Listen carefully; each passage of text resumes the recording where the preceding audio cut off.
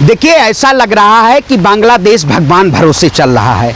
जो प्रधानमंत्री और जो भारतीय जनता पार्टी लगातार अखंड भारत की बात करती थी कि अखंड भारत में जो एशियाई देश हैं वो सम्मिलित किए जाएंगे, लेकिन भारतीय जनता पार्टी की जो अंतर्राष्ट्रीय नीति है, कहीं ना कहीं आज इन्होंने प्रधानमंत्री मोदी जी को उस पर बयान देना चाहिए, लेकिन प्रधानमंत्री जी बात नहीं करना चाहते हैं। प्रधानमंत्री जी जो नए सत्ताधारी के जिन्होंने शपथ ली है, वहाँ के आईजी ने, प्रधानमंत्री जी ने तो बधाई दी है। अंतर्राष्ट्रीय लेवल का मुद्दा है। आप बताइए, क्या प्रधानमंत्री जी जो शेख हसीना भारत में है आज, क्या प्रधानमंत्री जी उनसे मिलने गए? नहीं मिलने गए, क्योंकि तानाशाही रूप जो बांग्लादेश में देखने को मिल रहा है, जिस तरीके से वहां पे आगजनी की जा रही है, जिस तरीके से मंदिरों को तोड़ा जा रहा है, इससे कहीं ना कहीं भारतीय जनता पार्टी जो कहती थी सीए के जरिए हम हिंदुओं को वापस लाएंगे, सीए कानून, इन्होंने सीए एनआरसी लागू करने का काम किया। अरे कहाँ है आपका सीए?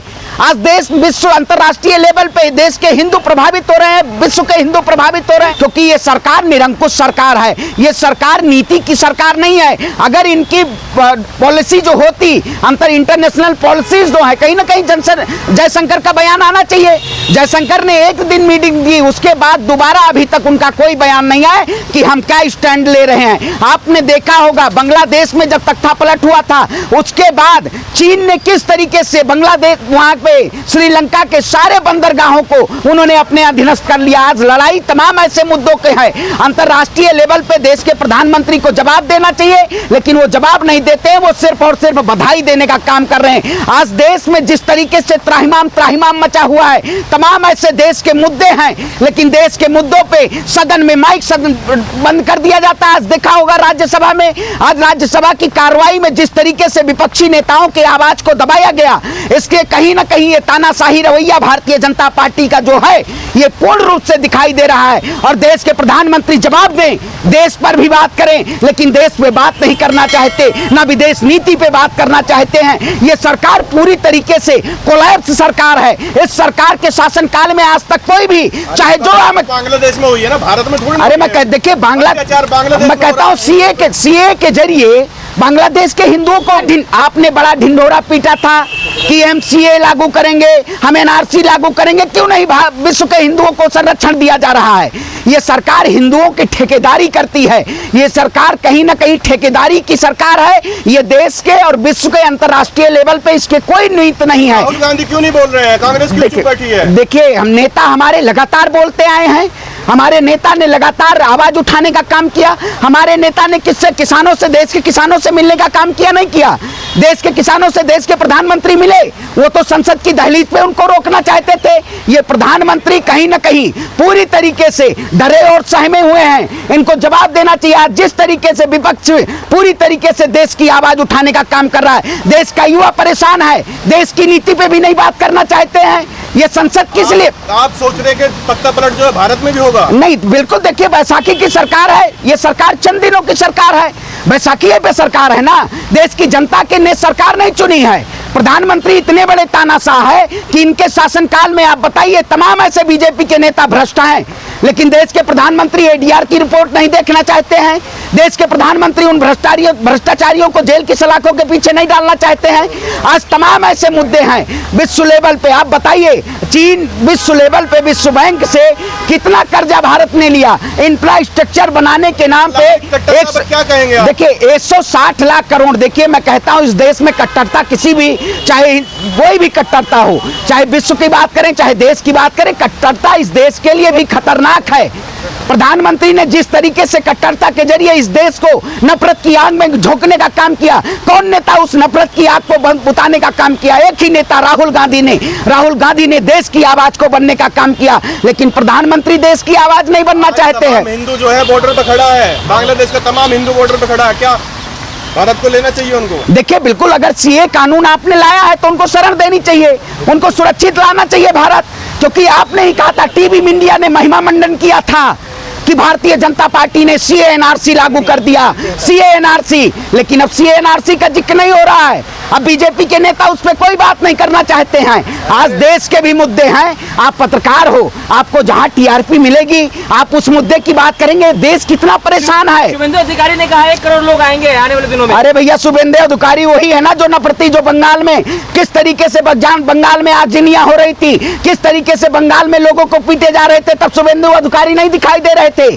शेख हसीना को तानाशाह बता रहे हैं। नहीं, देखिए, बिल्कुल अगर वहां जनता जिस तरीके से उग्र हुई, आप बताइए इसका क्या परिणाम है। श्रीलंका में आपने देखा तमाम ऐसे अंतर्राष्ट्रीय लेवल पे कंट्रियों में तख्ता पलट हुआ, उसका मुख्य मुद्दा रहा बेरोजगारी का मुद्दा रहा, महंगाई का मुद्दा रहा, चाहे रिजर्वेशन की बात करें, तमाम ऐसे मुद्दे रहे। उन मुद्दों पे कहीं ना कहीं वहां का युवा और उनको जो युवा थे वो कहीं ना कहीं सड़क पे उतरे। जब देश का युवा भारत का सड़क पे उतरता है, अपने रोजगार की बात करता है, तब देश का कायर प्रधानमंत्री देश के युवाओं के ऊपर लाठियां बरसाने का काम करता है। जब देश का किसान सड़क पे उतरता है, एमएसपी की मांग करता है, तब देश का प्रधानमंत्री उनके ऊपर लाठी चलवाने का काम करता है। चाहे देश की महिलाओं की बात हो, चाहे देश में किसानों की बात हो, सारे मुद्दों पे भारतीय जनता पार्टी धराशायी होती नजर आ रही है। और ये चंद दिनों की सरकार है, ये हिंदुओं को संरक्षण नहीं देना चाहते हैं। तो कांग्रेस पूरी तैयारी कर रही है तख्ता पलट की। देखिए, कांग्रेस जो लोग इनके सहयोगी दल हैं,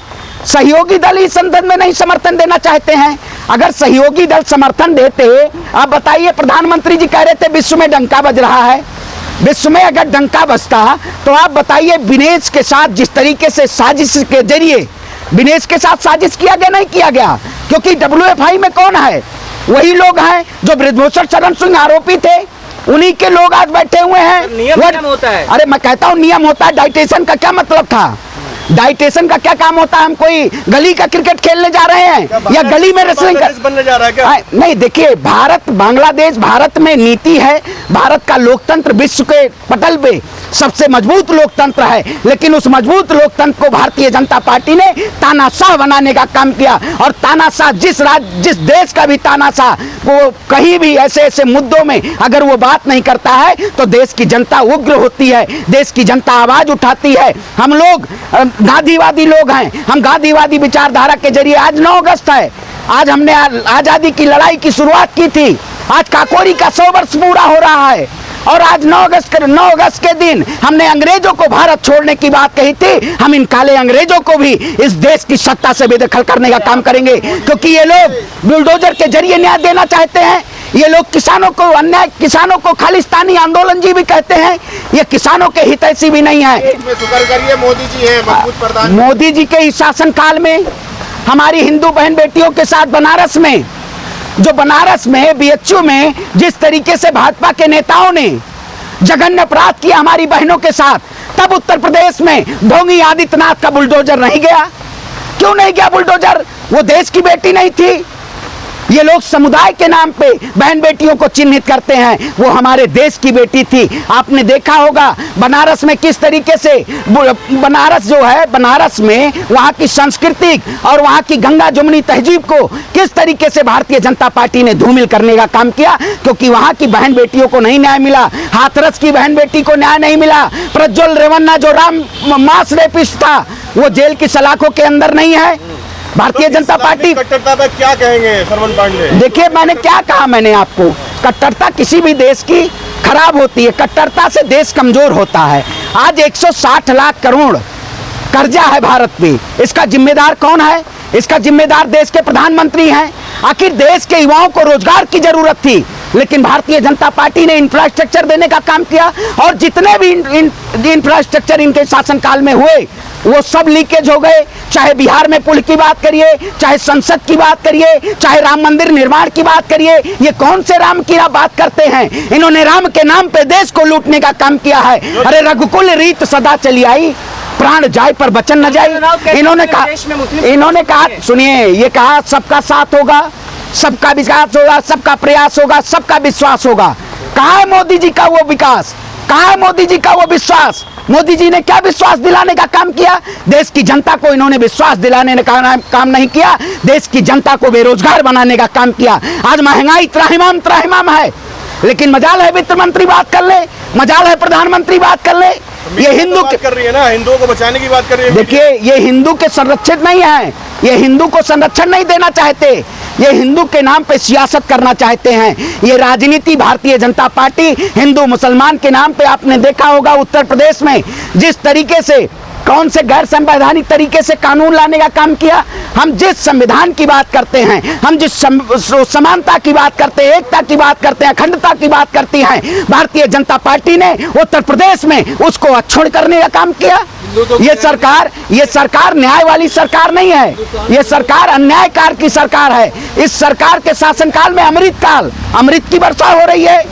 अरे कौन से अमृत की वर्षा हो रही है? अमृत की वर्षा नहीं हो रही है। इस सरकार ने सिर्फ और सिर्फ इस देश को लूटने का काम किया है, इस देश की आवाम को ठगने का काम किया है। जिस देश का राजा झूठा पाखंडी हो जाए, वो कहीं ना कहीं देश का सर्वनाश करता है। ये राजा झूठा भी था, पाखंडी भी है, बहुरूपिया भी है। देश की जनता इनको सत्ता से बेदखल करने का काम करेगी। और फिर मैं कहता हूं कि जो लोग हैं, जो विदेश में, जो हमारे भाई लोग हैं, जो परेशान है, जिस तरीके से हालात है वहां पे, अगर आपने सीए कानून लाए तो उस सीए के जरिए उनको संरक्षण देने का काम करिए, उनको शरणार्थी बनाइए। ये सरकार शरणार्थी नहीं बनाना चाहती है, केवल राजनीतिक षड्यंत्र के जरिए ये भ्रमित करना चाहती है। बीजेपी अंतर्राष्ट्रीय लेवल के चंगुल में फंस चुकी है। अब बीजेपी के पास ऐसा कोई एजेंडा नहीं है जो आज देश के सामने प्रस्तुत करते थे कि हम हिंदू के रक्षक हैं।